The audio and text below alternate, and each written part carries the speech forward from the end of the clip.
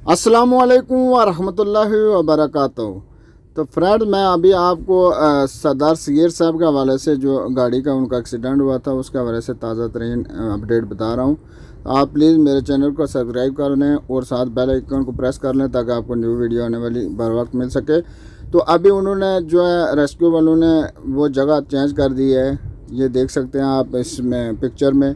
इस जगह पर अभी उन्होंने जो है ऑपरेशन शुरू कर दिया है, क्योंकि वो तकरीबन उस जगह पर 5 दिन हो गए थे। आज 5वां दिन था, 5 दिन हो गए थे वहाँ पर। उन्होंने उसमें एक गाड़ी मिली थी। ये तकरीबन उस जगह से आधा किलोमीटर आगे उन्होंने जो है निशानदेही की है। यहाँ पर चेक करते हैं तो अभी ये सामने आपको नज़र आ रही है पिक्चर।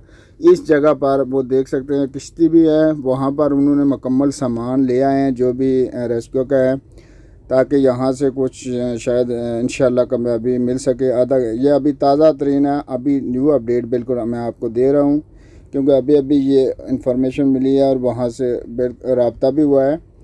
तो इंशाल्लाह जो है इस जगह पर शायद कामयाबी मिल जाए। ये तकरीबन जो जानने वाले हैं, ज़्यादातर तो लोग नहीं जानते हैं, लेकिन ये फ़ारूक होटल के आगे है।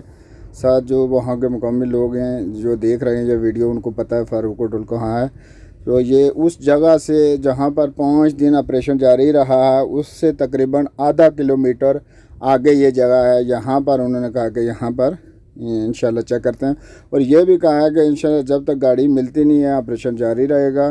तो सब दोस्त दुआ करें इंशाल्लाह गाड़ी उनकी मिल जाए, क्योंकि घर वाले उनके बहुत परेशान हैं, क्योंकि गाड़ी भी नहीं है उन बंदों का। उसमें सेक्रेटरी भी है, ड्राइवर भी है, तो सग़ीर साहब खुद हैं।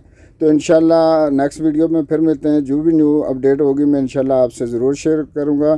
तब तक के लिए अल्लाह हाफिज़, दुआओं में याद रखिएगा। Thank you.